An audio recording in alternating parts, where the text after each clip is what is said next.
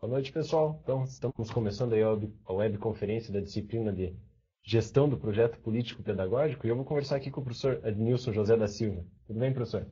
Olá, tudo bem, Júlio? Tudo bem? Como que tem sido trabalhar aí essa disciplina até o momento? Muito gratificante. Não é a primeira vez que nós estamos ofertando essa disciplina, já ofertamos em outras ocasiões, né, em outras edições do curso de pós-graduação, e é um tema com o qual eu me identifico bastante, tema que eu procuro estudar a partir dos fundamentos da educação, mas a cada nova edição, a cada nova oferta, é uma experiência nova e muito gratificante, eu gosto muito. Legal. Pessoal, vão mandando aí perguntas à medida que forem surgindo dúvidas durante a explicação do professor e a gente vai respondendo aí. Então, professor, essa disciplina se chama Gestão do Projeto Político Pedagógico. Indo direto ao ponto, o que é um projeto político pedagógico? O projeto político-pedagógico é o documento mais importante da escola. É um documento fundamental. Ele contém toda a carga de conteúdos e toda a carga de sentidos que se dá à educação. Assim sendo, o projeto político-pedagógico é um documento que deve estar sempre à mão dos professores, dos gestores. É um documento que deve ter saído de reuniões, de conversas, de estudos conjuntos e que deve ser constantemente consultado, avaliado, revisto, sob pena de a escola não conseguir cumprir a sua função social, que é a de oferecer educação de qualidade. E por que esse documento leva esses dois termos, né? O termo político e o termo pedagógico? Veja, as dimensões política e pedagógica estão aí mais do que imbricadas, né? Elas estão dialeticamente sintetizadas nesse documento, podem ser melhor compreendidas se nós tomarmos o sentido de cada um desses dois termos, o termo político e o termo pedagógico. Nós vamos fazer isso agora, viu, Júlio? Entretanto, eu advirto que nós vamos fazer apenas por razões de ordem didática. Não se pode conceber, no que diz respeito ao projeto político-pedagógico, os conceitos de político e de pedagógico separadamente. Então vamos lá. Não é correto você falar que o projeto político-pedagógico tem uma perspectiva política e pedagógica. Também não é correto dizer que são duas perspectivas diferentes no sentido de ser político e outro pedagógico. Não. É uma coisa só. É uma síntese. É uma palavra composta e político-pedagógico ali com o hífen no meio dá exatamente essa dimensão, né, do conceito. É o mesmo que nós dizermos guarda-roupa. Guarda é uma coisa, roupa é outra coisa. E o guarda-roupa é outra coisa. Então, o político-pedagógico não se reduz ao político e nem ao pedagógico, mas vai além de ambos, né? Quando se diz político, aborda-se o sentido que se quer conferir à educação que se pratica na escola. É importante lembrar, Júlio, que a educação é a formação integral das pessoas, né? Toda a formação da pessoa corresponde à educação que ela recebe. E a isso diz respeito às visões de mundo que essa pessoa acaba tendo ao longo do seu período de formação, que vai desde o nascimento até o seu último suspiro. Essas visões de mundo envolvem, por sua vez, as suas noções, as suas concepções de pessoa, de ética, de moral, do que é certo, do que é errado. Então, toda essa carga axiológica, chamada, né? Essa carga de valor, e que está diretamente vinculada às relações entre as pessoas. E as relações entre as pessoas, não apenas num plano mais imediato, mas num plano maior, coletivo, é uma dimensão política. Esse, portanto, é o sentido de político, quando se trata de projeto político-pedagógico. É o elemento que dá sentido não somente à educação, não somente à escola, mas por meio da escola e por meio da educação que ela proporciona, acaba dando sentido às vidas das pessoas. Poderia dar alguns exemplos disso, assim, na aplicação das escolas, né? Diferentes tipos de escolas que existem? Sim.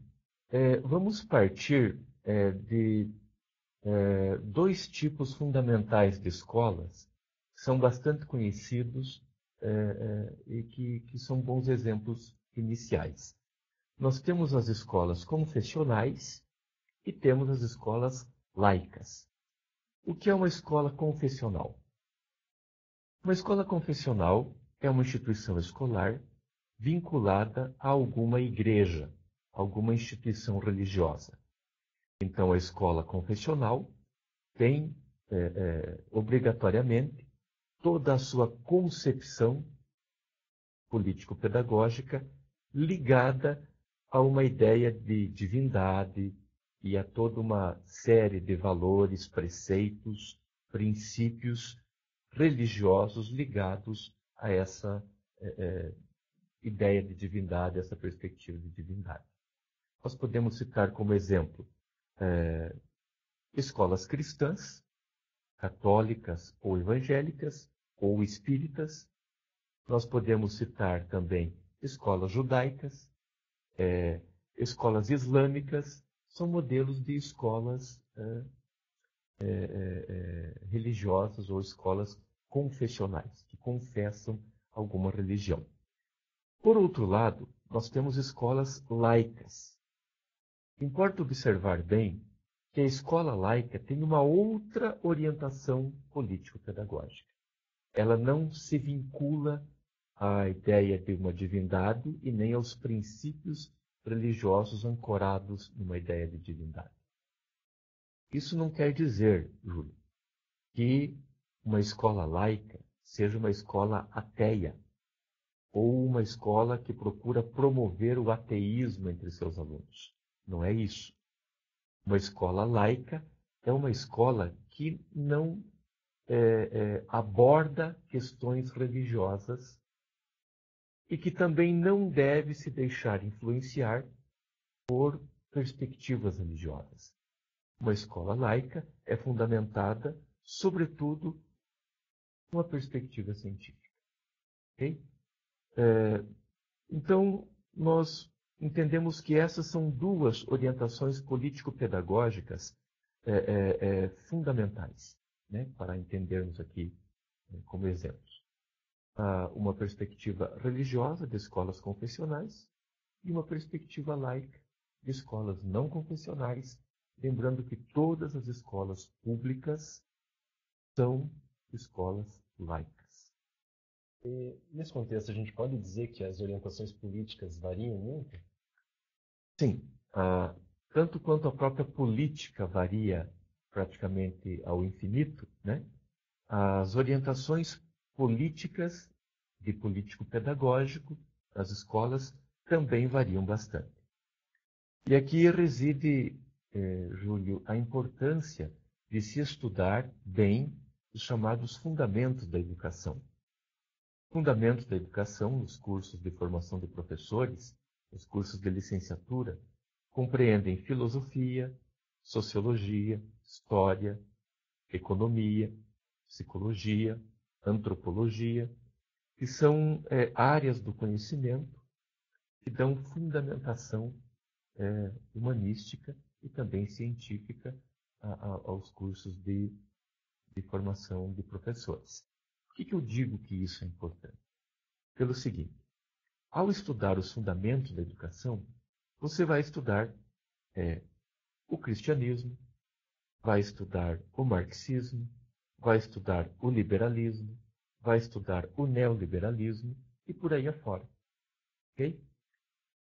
E é exatamente nessas correntes de pensamento que estão enraizadas as perspectivas político-pedagógicas. Então, nós temos uma escola confessional que pode ser ancorada no cristianismo, uma escola confessional que pode ser ancorada no islamismo, uma escola confessional que pode ser ancorada no judaísmo, ou ainda em outras religiões.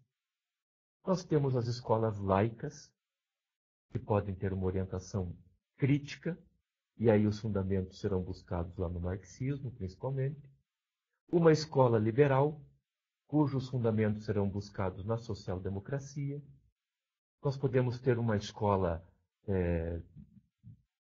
mais autogestionária ou anti-autoritária, e essa escola terá toda a sua organização fundamentada, por exemplo, na psicanálise freudiana, que trata da questão da repressão e de como o sujeito adoece sob repressão.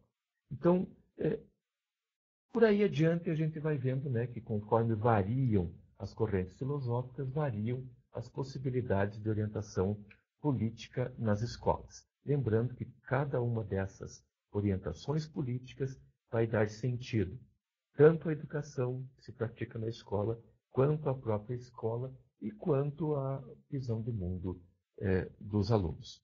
E aqui nós temos, Júlio, que atentar para o seguinte. O projeto político-pedagógico precisa ser muito coerente nos seus fundamentos, sobretudo na sua expressão política. Então, nós não podemos ter contradições.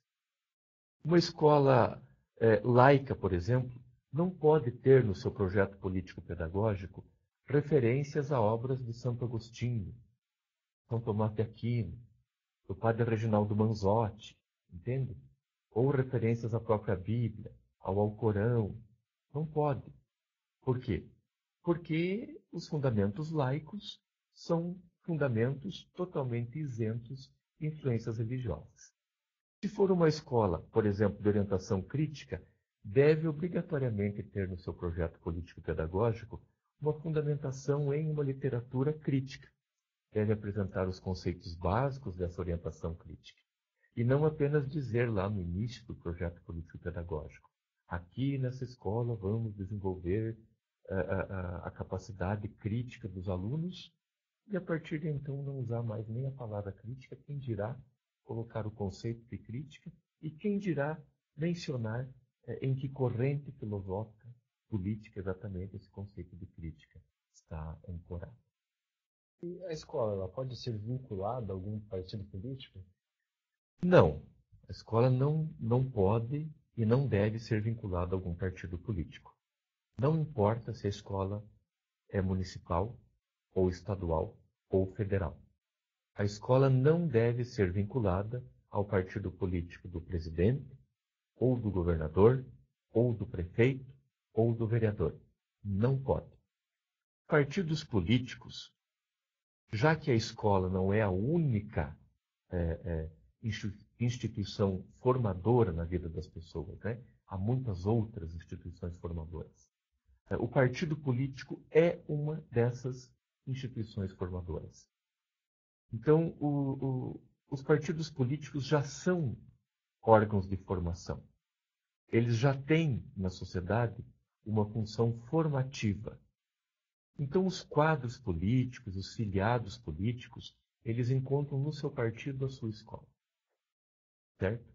E o partido tem que ter na sua organização o seu espaço de formação, e não na escola pública ou, enfim, um espaço em que ele vai oferecer alguma formação partidária mesmo.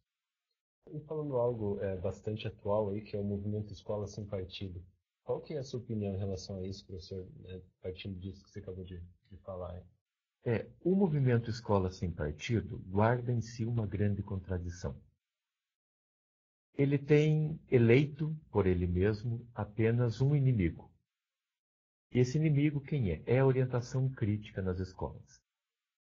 Aí, os expoentes do Escola Sem Partido entendem que toda formação crítica é necessariamente uma formação marxista, e mais do que isso, eles entendem que toda abordagem marxista é necessariamente uma doutrinação comunista. Então, isso é um reducionismo muito grande. Tanto que os argumentos não vão para além disso. Em meia dúzia de frases, os expoentes do movimento Escola Sem Partido já contam a que vem. Então, não tem, vamos dizer assim, conteúdo suficiente para o debate. A contradição presente nesse movimento, a contradição essa a qual eu me referi agora há pouco, e que concorre para a perda de autoridade desse movimento, é que eles pregam uma escola livre de doutrinações e caracterizam essa escola livre exatamente como uma escola conservadora. E uma escola conservadora, afinal de contas, é uma escola que toma algum partido, o partido da conservação. Então não será impondo, sequer defendendo, né, uma perspectiva conservadora, que nós vamos livrar a escola de influências político-partidárias. Mas também não será impedindo a escola de ser crítica ou mesmo de ser conservadora, nós vamos conseguir tirar dela, ou que será possível, eu não tenho a mínima pretensão disso, né? Será possível tirar dela o seu aspecto político, haja visto que noções de ética, de moral, noções de certo e de errado, como eu falei no começo, que dão sentido às vidas das pessoas e que fazem a mediação das relações sociais, estão sempre presentes na escola. Então, a política está sempre na escola. O que não pode estar na escola é o partido político, seja ele de esquerda, de direita, de centro. E o aspecto pedagógico engloba o político? Como que é? Sim, o aspecto pedagógico engloba o aspecto político. Assim como a pedagogia é política, assim como a educação é política, no projeto político-pedagógico nós temos, desde o elemento pedagógico, implícito já o elemento político, né? Nós vamos entender um pouco melhor essa questão do pedagógico.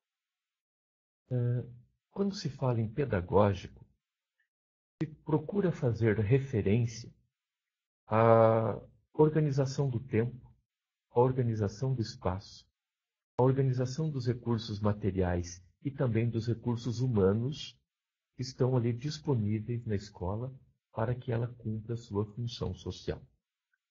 Então, nós temos aí nesse conjunto de elementos os conteúdos que devem ser ministrados, os métodos de ensino, as linguagens que serão empregadas nessa mediação educativa que envolve professores e alunos. O planejamento, o ensino, a avaliação, né, esse tripé de ações que compreendem as práticas tecnicamente elaboradas e levadas a efeito na escola, envolvem tudo o que se faz na escola. E aí, portanto, reside o aspecto pedagógico. E você poderia dar um exemplo disso aí, professor, no nosso dia a dia? Hein? Sim, vamos partir de um exemplo que é sempre usado, a questão da matemática. A matemática, por exemplo, diante da necessidade e da evidência, né, histórica, social, de que é necessário ensinar matemática na escola. O aspecto pedagógico vai se revelar na medida em que algumas questões forem colocadas diante desta asserção. A asserção é necessário ensinar matemática na escola. E as perguntas: quais são os conteúdos de matemática a serem ensinados na escola? Especificamente, quais são os conteúdos que devem ser ensinados em junho de 2017? Ainda mais especificamente, quais os conteúdos de matemática a ser ensinados em junho de 2017 para turmas de quinto ano? Que ligações tais conteúdos terão com outras disciplinas que são ministradas também? Que relações tais conteúdos terão com a formação cidadã dos alunos, né? Uma vez que elementos como igualdade de direitos, meio ambiente, relações étnico-raciais, por obrigação legal, também devem ser abordados na escola, né? Isso é conteúdo de cidadania, e não deve ser tratado como disciplina à parte, mas deve ser tratado também na matemática, né? Quais materiais didáticos serão empregados? Como serão feitas as avaliações? Que tipos de questões, que critérios serão usados para se verificar se o aluno alcançou o nível de aprendizagem que se pretendia já no planejamento da aula, já no planejamento da disciplina, já no planejamento do projeto político-pedagógico? Como agir, depois das avaliações feitas, com alunos e alunas que não alcançarem o nível de aprendizagem esperado dos conteúdos que foram planejados? Todas essas questões, Júlio, são questões pedagógicas. E veja que estão relacionadas à cidadania. Eu gosto de frisar isso, né? Tem preocupação com o preparo dos alunos para a convivência em coletividade. Portanto, por isso, são também, além de pedagógicos, ou em sendo pedagógicos, políticos. E cada escola é absolutamente livre para escolher o projeto político-pedagógico que vai criar, vai seguir? Não. As escolas não são livres absolutamente. Todas as escolas devem observar uma perspectiva única aqui no Brasil, né? As escolas devem ser organizadas, planejadas, e essa organização, esse planejamento é mediado pelos projetos político-pedagógicos, seguindo uma orientação democrática. Então, a escola não é livre para dizer assim, nós não seremos democráticos. A escola precisa ser democrática. O Brasil é formalmente uma república democrática. A Constituição Federal, a Lei de Diretrizes e Bases da Educação Nacional, afirmam que a educação deve ocorrer segundo os preceitos da democracia, né? As escolas podem ser cristãs, podem ser marxistas, podem ser liberais, desde que sejam, antes de tudo, democráticas. A própria democracia prevê o pluralismo de concepções de mundo, vale dizer, né? O pluralismo de orientações políticas, mas impõe-se um limite. Esse limite é imposto, inclusive, por força de lei. Tudo deve ocorrer conforme os princípios do respeito à dignidade, né, à garantia de direitos e da igualdade de todos os cidadãos. Você poderia comentar como que é a relação dos professores com o projeto político-pedagógico? A relação dos professores com o projeto político-pedagógico é a relação dos professores com a escola, é a relação dos professores com a própria educação, é a relação dos professores com a própria profissão. Os professores têm necessidade e têm obrigação profissional de serem cultos, de terem grande capacidade técnica, de terem esclarecimento político e compromisso com a democracia. Nisso tudo está imbricada a relação dos professores com o projeto político-pedagógico. Disso aí que você falou, professor, a gestão do projeto, ela depende, além do conhecimento dos professores, de um envolvimento pessoal dos professores com aquele projeto? Sim, claro, precisa haver um envolvimento pessoal. Na medida em que o professor se assume como tal, ele se entende como aquele que professa. O professor é aquele que professa. E ele professa motivado por um conjunto de valores que ele tem. Nisso ele se faz vizinho ou parente do profeta, que também professa. E nessa família de palavras, né, está também a profissão. Então, a profissão é a ação daquele que professa, que se faz professor. E nisso ele está inteiramente envolvido. Tem os aspectos intelectuais e tem também os aspectos afetivos aí presentes.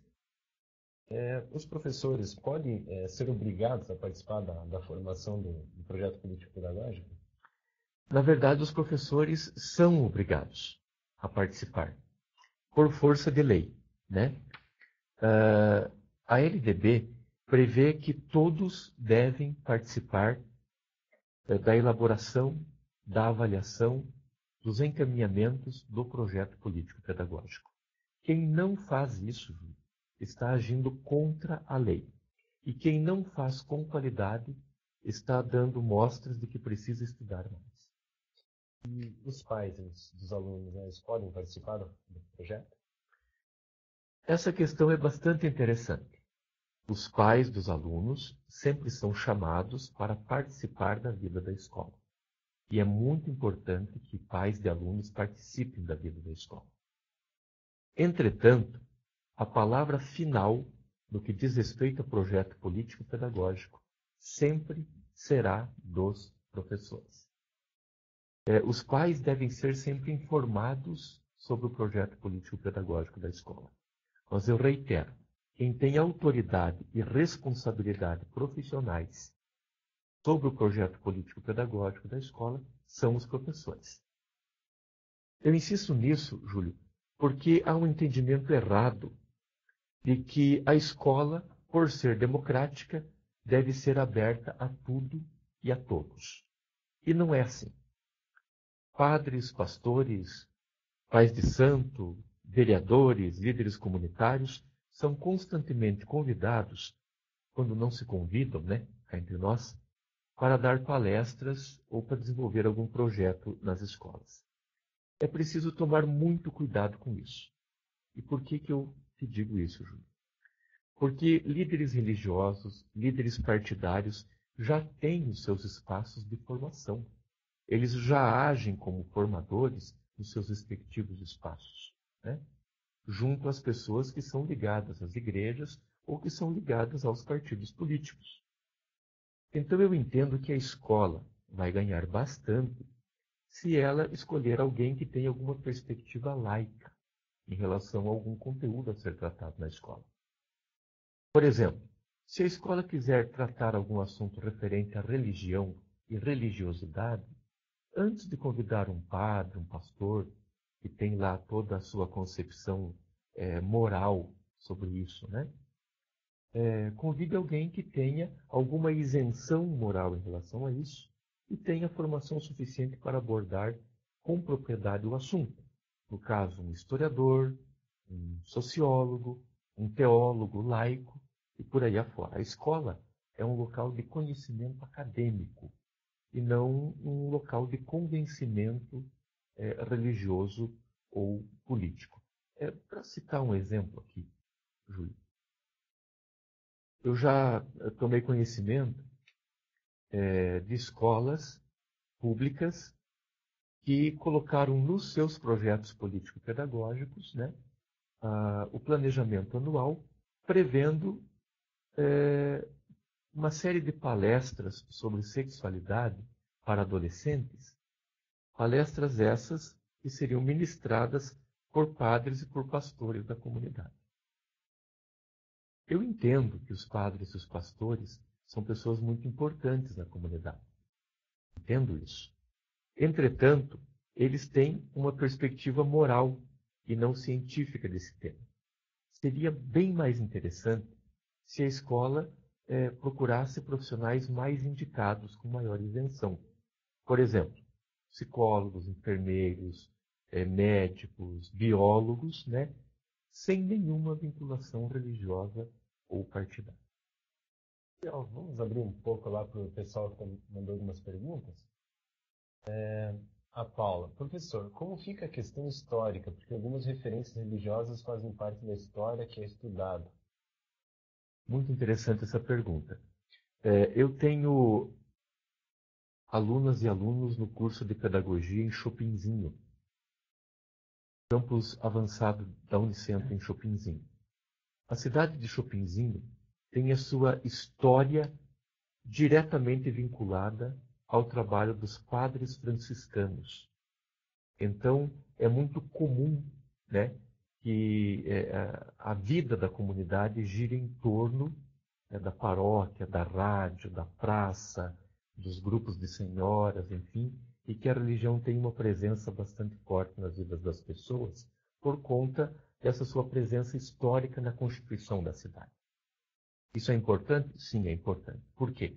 Porque está diretamente vinculada à formação da própria identidade daquela comunidade. Entretanto, a escola, lembrando que eu falei antes, a escola laica não tem como função, por ser laica, combater a religião, mas agir numa outra perspectiva que não a religião.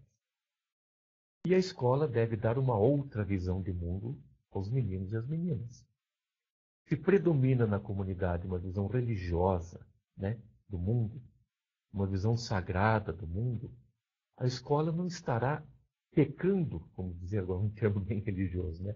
Ou não estará agredindo essa comunidade, não estará indo contra essa comunidade, enquanto ela der uma visão embasada na ciência, isenta de religiosidade. Certo?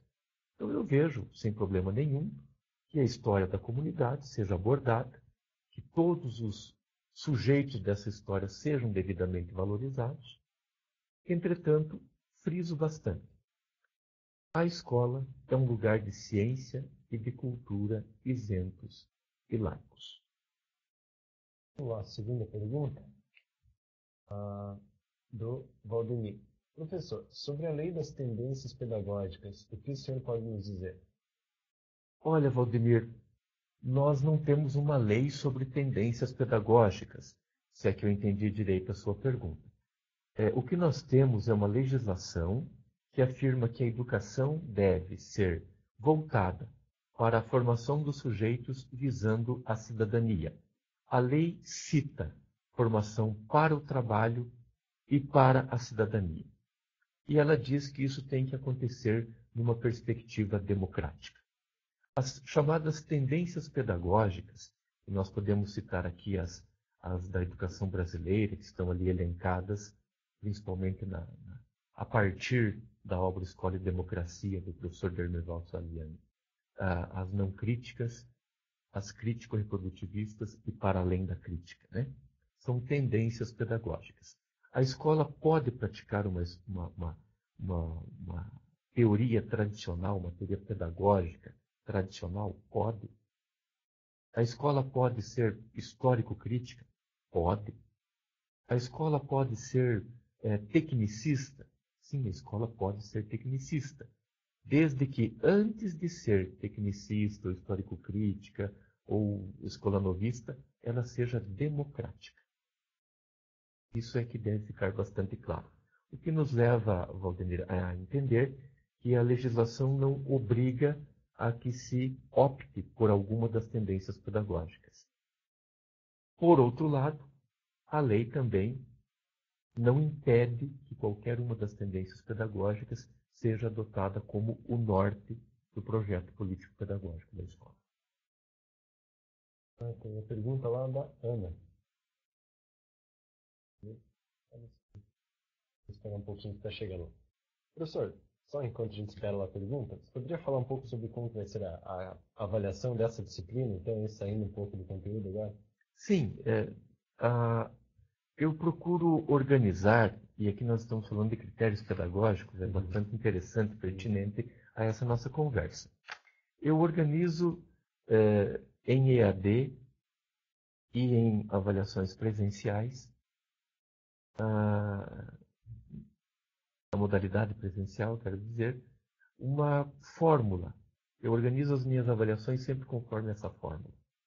Eu coloco questões objetivas e questões dissertativas. Por que assim? Porque nas questões objetivas, o aluno é chamado a dar mostras de que ele domina os conceitos pertinentes àquele conteúdo. Ele não faz confusão entre as diferentes alternativas que ali estão e escolhe a correta. Segundo, conteúdos factuais, os fatos referentes ao conteúdo. Ele não se perde entre os fatos. E nas questões objetivas ele dá mostras disso. As questões dissertativas, como que ele relaciona os conceitos e os fatos diante das perguntas que eu faço. E como ele o faz no sentido também da qualidade textual. Se ele sabe escrever bem, se ele escreve adequadamente, porque isso também é avaliado, haja visto que na área de ciências humanas, e a pedagogia, a educação é um tema, né, é uma área das ciências humanas, nós ainda temos, salvo o melhor juízo, como maior tecnologia o texto. Agora sim, pergunta lá da Ana. Professor, sobre o ensino das funções da política na escola, provocou um retrocesso no entendimento da política brasileira? Olha, Ana, o ensino das funções da política na escola não provocou um retrocesso na educação brasileira. Eu estive recentemente reunido com colegas professores da educação básica da rede estadual em Pitanga. E lá em Pitanga, tínhamos ali 100, 120 professores, entramos nessa questão. Professora Denilson, você acha que quando nós passamos a ter conteúdos de política sendo tratados nas escolas, a qualidade da educação caiu, como mostram aí organismos internacionais de avaliação? A minha resposta lá vou replicar aqui de maneira sintetizada. É importante estar atentos ao que dizem esses organismos de avaliação, porque todos precisam saber bem matemática, geografia, história, língua portuguesa, enfim. Entretanto, a abordagem de termos políticos ou de temas políticos na escola não contribui para que a educação fique ruim, porque a educação está para além do ensino. Quando eu ensino língua portuguesa, matemática, geografia, história, por aí adiante, né, eu estou tratando com os alunos num nível de conteúdo acadêmico. Mas quando eu, para além disso, começo a localizar a história, a geografia, a matemática, a química, né, numa perspectiva de formação cidadã, aí eu já estou superando o ensino e entrando no campo da educação. A educação é maior do que o ensino. E agora talvez eu cause alguma polêmica, não tem problema nenhum, é próprio da nossa área. Uma grande prova de que a educação vai bem nesse sentido, de que a abordagem de termos políticos, não só na escola, mas em outros espaços, está surtindo um bom efeito, foi a onda de ocupações de escolas que nós assistimos no Brasil recentemente. São atitudes políticas, em que pese em muitos meios de comunicação social fazerem uma desqualificação dessa atitude dos alunos. Não vejo dessa maneira.